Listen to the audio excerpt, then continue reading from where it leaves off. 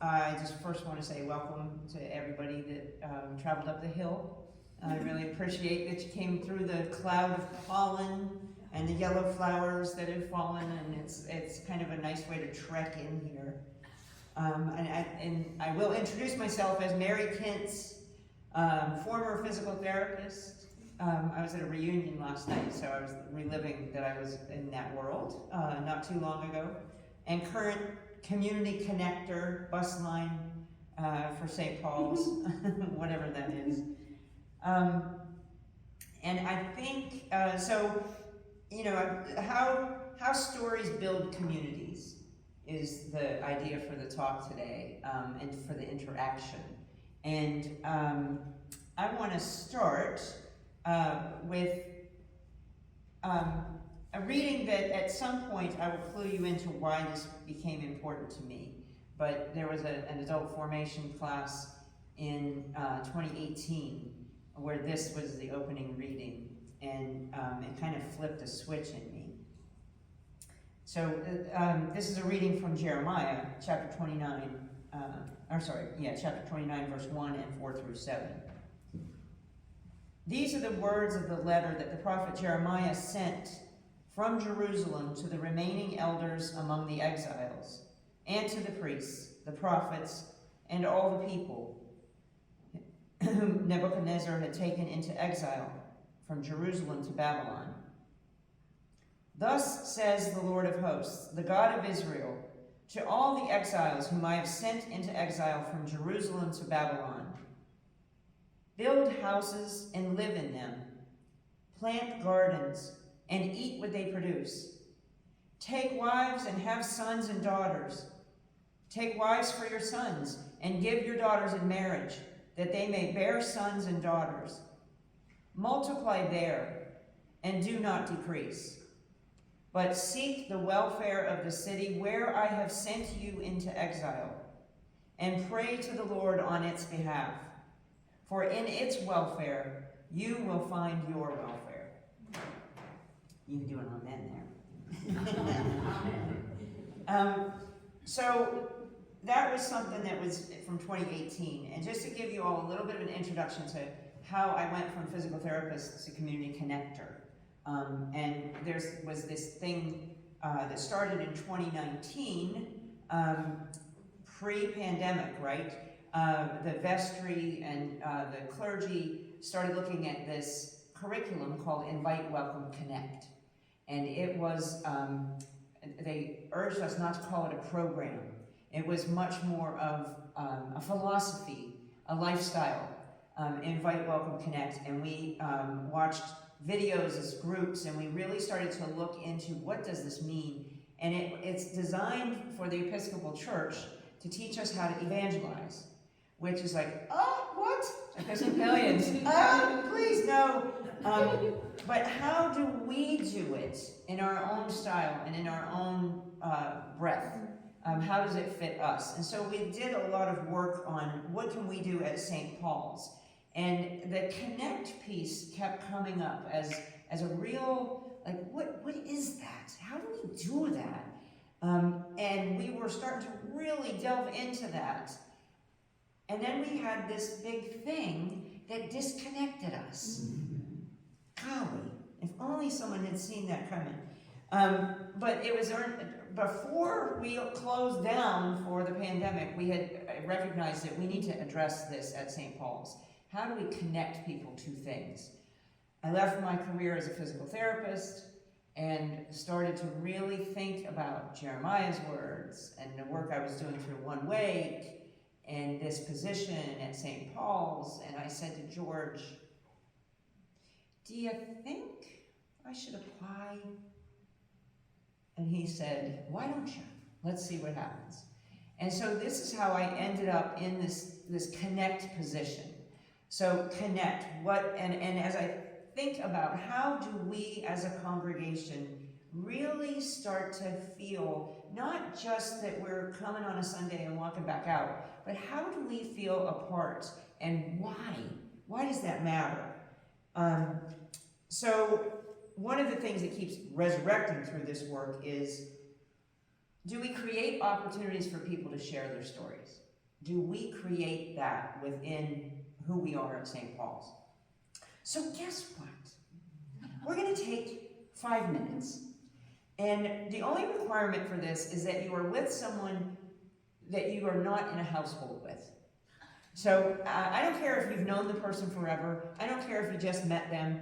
I would like you to pair up with somebody, and I want you to have 2 considerations, okay? You can either address both of these little prompts or pick one that is your favorite.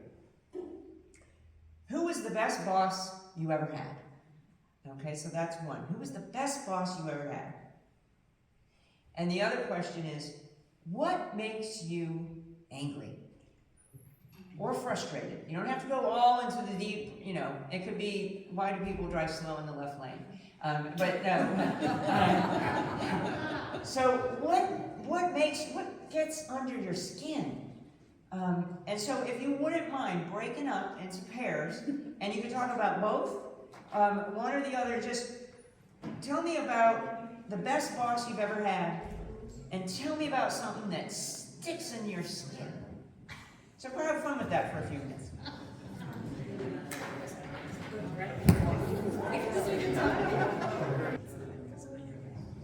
So hopefully that was fun, and so I'm just going to ask, what did that feel like? Did something stand out to you in doing that exercise? If anyone wants to just, yeah. Well, I had never met Barbara. Okay. And it was immediately we had something in common, something we don't like. Okay, that's okay. Yeah, that's great. That commonality of injustice or of frustration, that's okay. Anybody else have any reaction to this? Yes? It's just really enjoyable to learn about the people in your community. Like I got somebody to know, I got to learn through his life, and that's fun when we take the time to do it. It's fun you take the time to get to know somebody else in the community, even just a 10-minute exercise. It's fun. And it might not surprise you that when you have these conversations and you have like something that connects, there's actually a physiologic response. We can do sensors and MRIs and find a part of the brain that actually produces a response in us as human beings.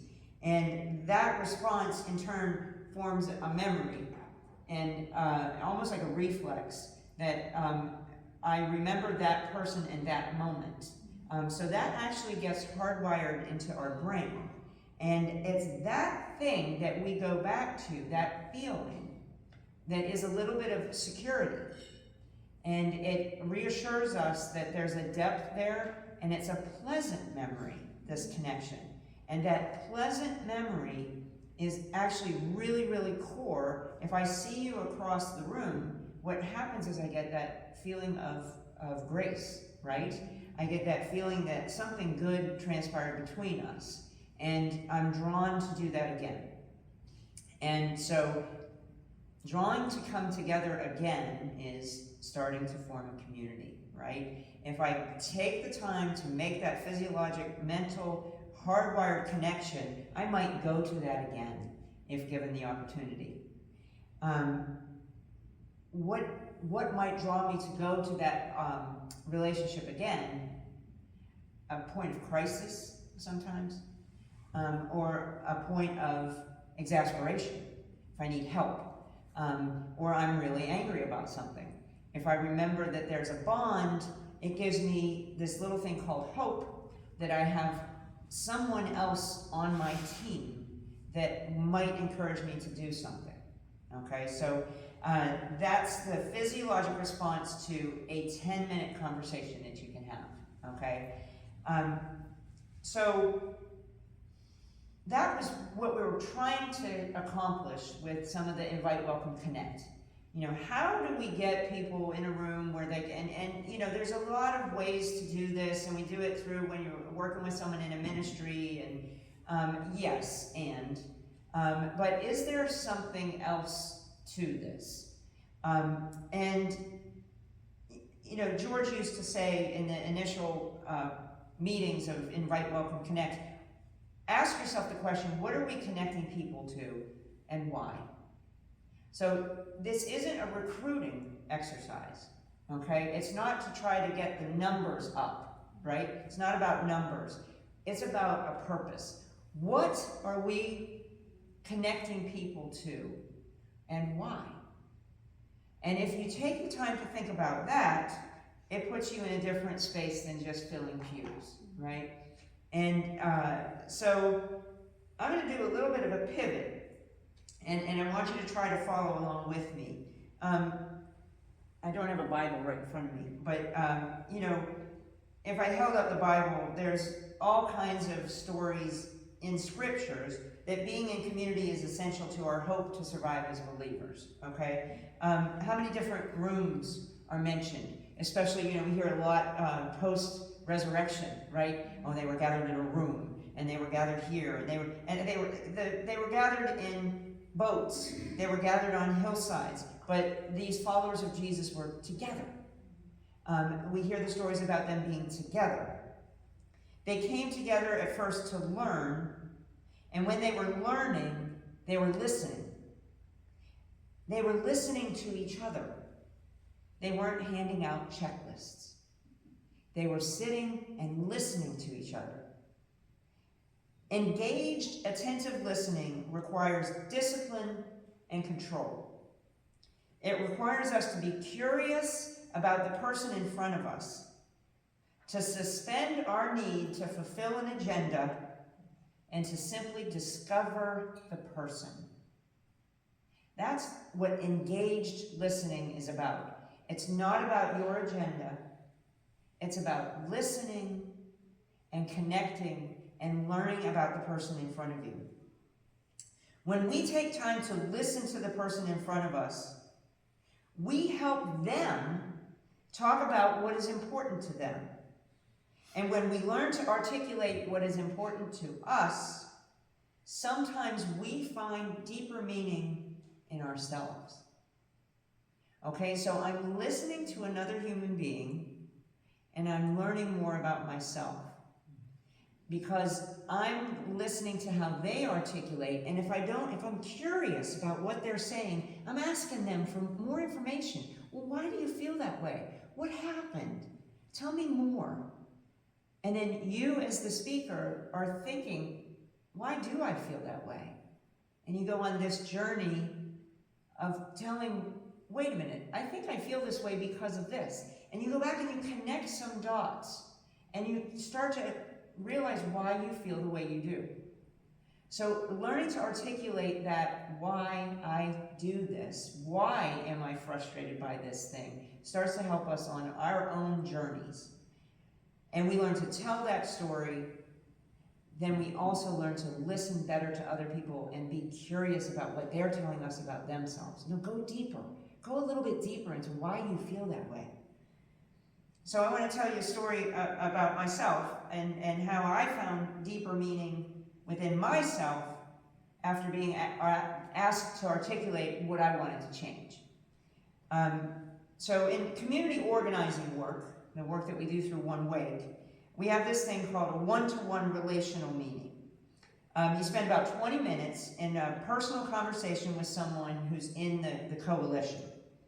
And it was during a one-on-one meeting with a One Wake organizer that I was asked why I care so much about affordable housing, okay?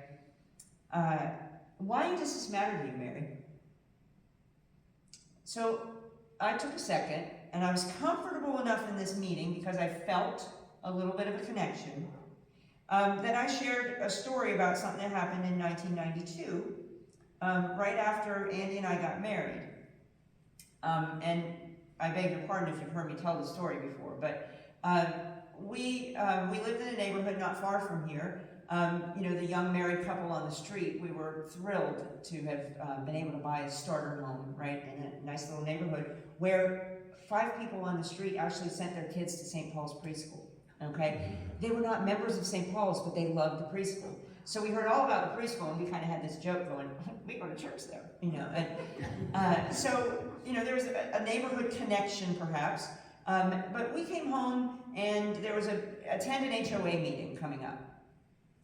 HOA, I'm kind of joking, you know, laughing. I'm young. I was still in PT school. And I'm like, oh, this will be fun, HOA, I'm gonna go to this meeting. Oh, well, there was a real alert here, because in my very backyard, on that open lot, there was a plan to put some affordable apartments, and we needed to come together to talk about this.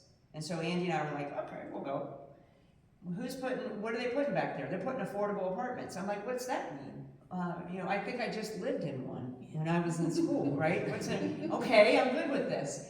Well, no, this is gonna really be a detriment to the value of your house.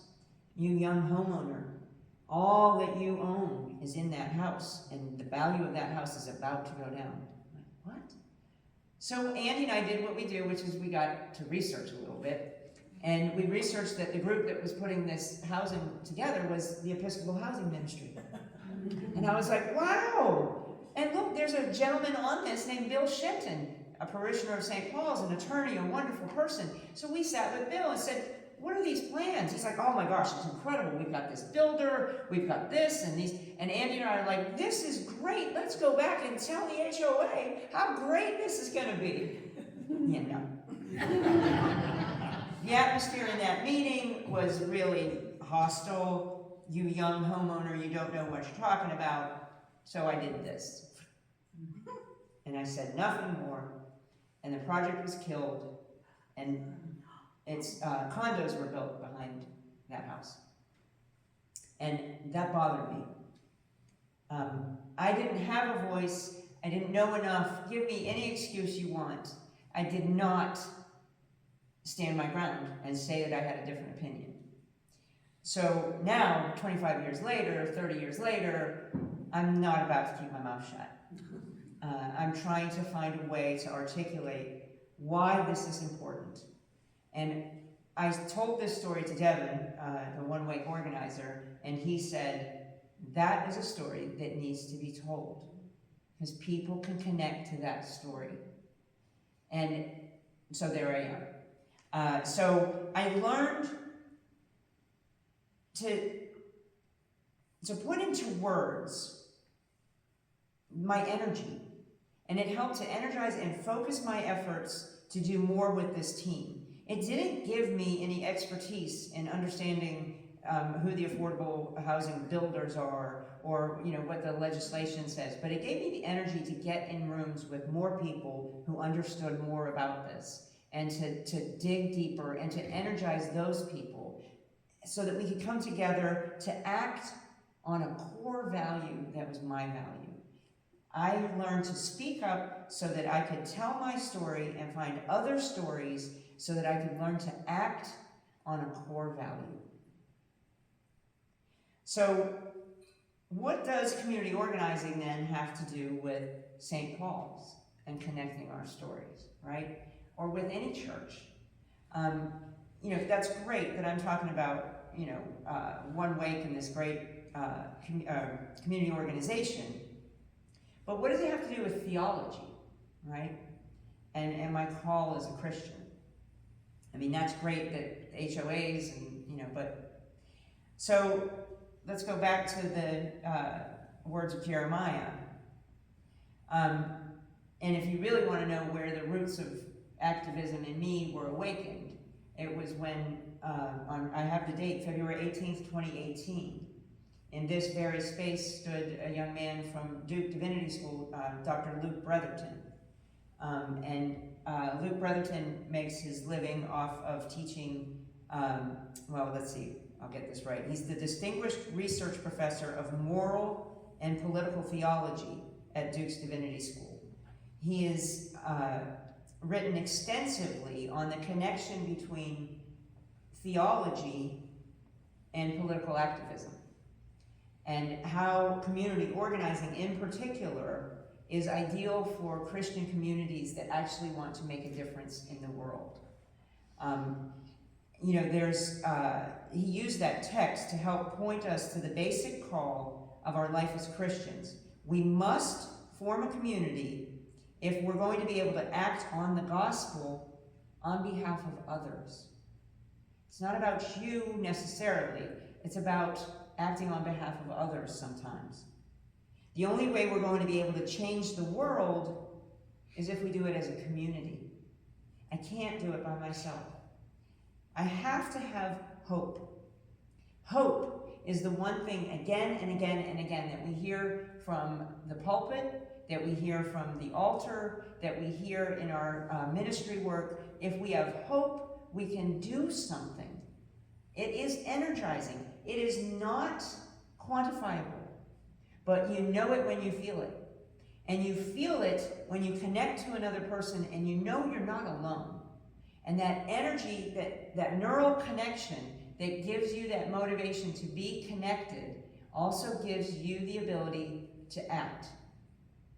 And bear with me here, but the ability to act is defined as power. Power is the ability to act. And we don't need to be afraid to build power. Power is what is going to help us change the world. And we're not going to do it alone. Remember, the apostles, again, they were gathered together. They were in community. They were up against it. But they had hope, and they acted together as a community. They went out into the world and did their thing. So, this work of one-to-one meetings and doing these kinds of conversations, they're not just the casual two-question ponder conversations. I'm going to be real, that relational meetings where Devin had the courage to ask me to dig deeper into, we weren't just talking about the basics of, what made you angry on the way over here today. It started with what keeps you up at night, a little deeper dive. And it wasn't a 10-minute conversation. It was an intentional 20 to 30-minute conversation, okay? What Luke Bretherton says in a lot of his podcasts, I also read up on a lot of community organizers, this work of intentional listening, this relational meeting is what it's called in community organizing, a relational meeting. It takes time, it takes patience, and it takes the ability to suspend our own judgment. I have to not go in with my agenda. I have to not go in with my checklist. I have to go into a relational meeting with another human being, curious about their passion. I have to listen while they're speaking. I have to ask more questions if I don't understand in my listening. And then I have to be ready to share of myself in the same way. So a typical relational meeting that we do in community organizing is a scheduled 20 to 30 minute interview, basically. It's a meeting. It's a conversation. An interview is one way, conversation two ways. But you schedule this intentionally with another person for 20 to 30 minutes. Relational meetings are best understood as an art form and spiritual practice rather than a science. The art of relational meeting is developed through practice and critical reflection rather than following a prescribed protocol like an interview. The goal is to develop a public relationship grounded in mutual respect and shared interests. A relational meeting is not transactional, a sales pitch, manipulative. Instead, it's a meeting motivated by genuine curiosity about other people, and it seeks to understand the other person's interests, core values, and motivations in public life. This is my favorite line. This comes from the School of Theology in Denver. Institutions of all kinds rarely, if ever, teach relational skills. Think about that one. Institutions of all kinds rarely, if ever, teach relational skills. The absence of intentional formation around relational capacity has led to a skills deficit that regularly manifests itself in relational dysfunction within institutions, leading to unhealthy and ineffective institutions. But the good news is that we don't need a theology or divinity degree in order to practice relational meetings.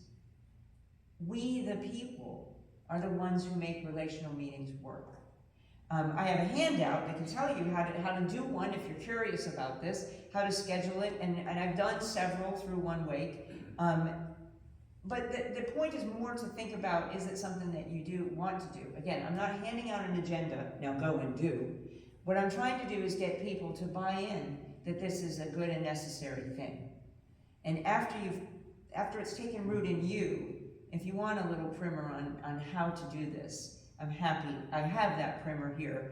I'd rather give you the overview and get you to really buy in, rather than worry about when should I schedule. You know, that's the good Episcopalians. What committee meetings should I make sure I get to, right? No, let's really breathe this in and talk about whether or not we have the strength to be curious about another individual and take a deeper dive in a relationship. The neat thing, a relational meeting is a spiritual encounter. It also gives us the ability to identify leaders. And a leader is just somebody who has followers. Remember that. It's not someone who's going to be a ministry leader. That's not what I'm talking about. I'm talking about someone who has the ability to get other people to follow them. And if you're trying to act on something that you're passionate about, maybe you aren't that person that feels like you're the leader, but you might identify someone else who has that passion, who tends to have a following. It helps you develop the hope that you have found a leader that might help you go do something that you've been struggling to do for 25 years.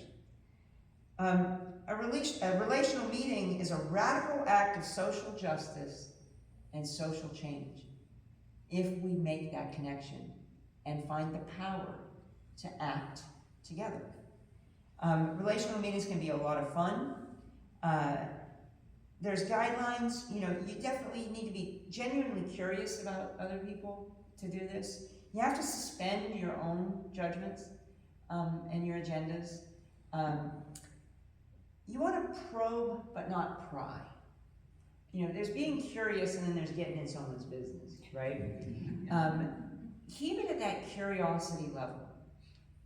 And it's not just about what the other person says, but maybe read body language about how they're saying it. Oh, you seem to be holding something back there. You know, do you want to share a little bit more about that? And if they say no, then again, you're not prying, right? You're curious. And you know what? Sometimes you might have a relational meeting with somebody where you don't connect. Let's be real. Sometimes that happens too, and that's okay. We aren't glued to everyone. You know, it's okay to end a conversation with grace. So thank you for spending your time with me. I really appreciate that we had this time. It's nice to get to know you better and to what makes you tick. You know, I'll see you again. You don't have to schedule a follow-up. It's okay for it to fall flat. It doesn't always have to work and light that spark. But that's my pitch on how stories build communities, and then why communities are important in terms of changing the world, right? You know, you all, just by your mere presence here, have done more than just take a host from the altar and walk out the door.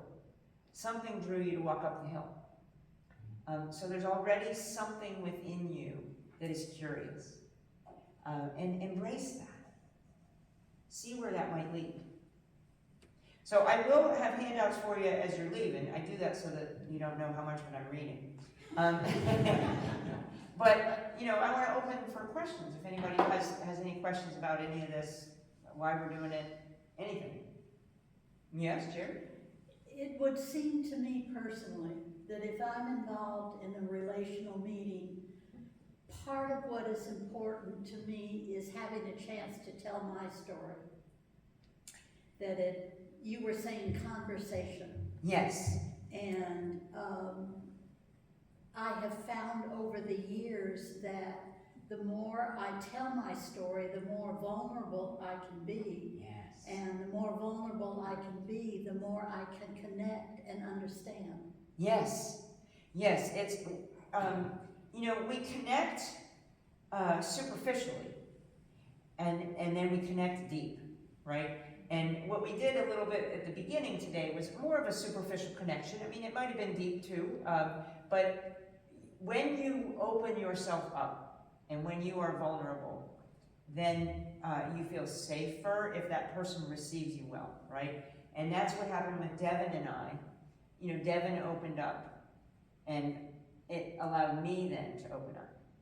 And the more you open and are vulnerable and human, because really, isn't vulnerability part of being human? That's where those connections really form. So it's formative in you and the other person. Howard? This has been a great sample of the power that can come from these relational meetings. It's really, I suspect, for others. The other thing it takes, though, is time. Yes. And the time to do it, a place to get together and spend those 20 minutes or 30 minutes. Do you have a vision of how that might happen at St. Paul's? That's a really good question. So how do we create those spaces in that time to do this with one another? And so this whole series of adult formation is about sharing stories, and in different ways we can do that. So the pandemic, of course, shut down a lot of our small groups, right? And we have really just started to find our rhythm as a community again at St. Paul's. You know, our meeting schedule, calendar, we're starting to have people who have conflicts with rooms and spaces because we're just now getting back. So it's a shared vision that I'm working on with clergy of how to create small groups. However, what I can tell you is that a lot of this work really depends on you as an individual making the effort. Maybe to grab someone in coffee hour and ask if they want to go sit on a bench with you. Or, you know, scheduling it with them. Hey, are you going to be at St. Paul's? You know, over the summer we don't have the formation hour, right? So between the services, there's a little buffer of time there. And so maybe you could, you know, meet with somebody in that time. So there's a lot of initiation coming from within. Yes, we can create little organizational times to do that, but it's really much more effective if it is self-motivated and genuine. I want to get interested in this person. I want to know a little bit more. We can do it on our campus for sure, but I would challenge you as an individual to make time on your own schedule to do this with someone that you've seen. Stop them as they're coming out of church and say, would you ever want to go for coffee? You know, that's how that kind of stuff starts. So yes, ministries and the church will lead us to that, but I would also encourage you to do it a little on your own initiative. Anything else? Yeah, it's getting close to 11, right? It's 11 on the nose. I just have one. Yeah.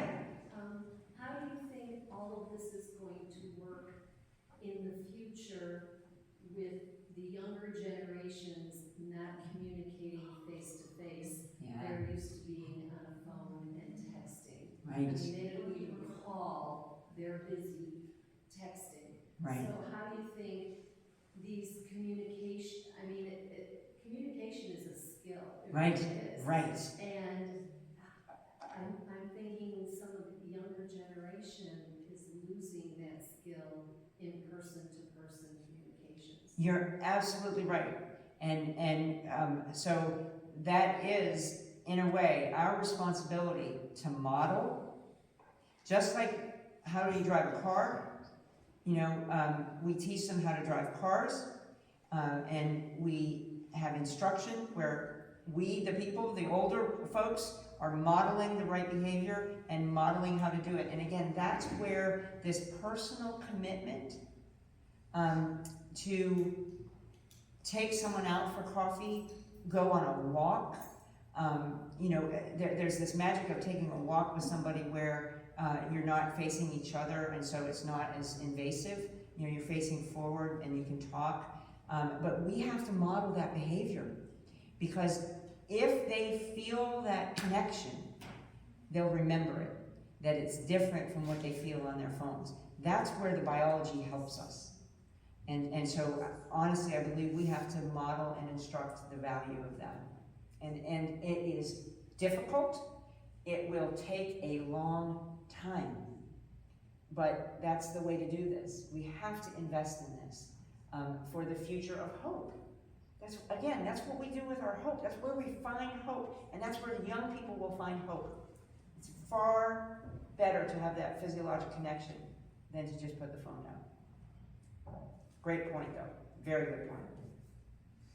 I think there are opportunities also in shared tasks. Yes. Doing the courtyard cleanup, Yes. working in the kitchen, Yes.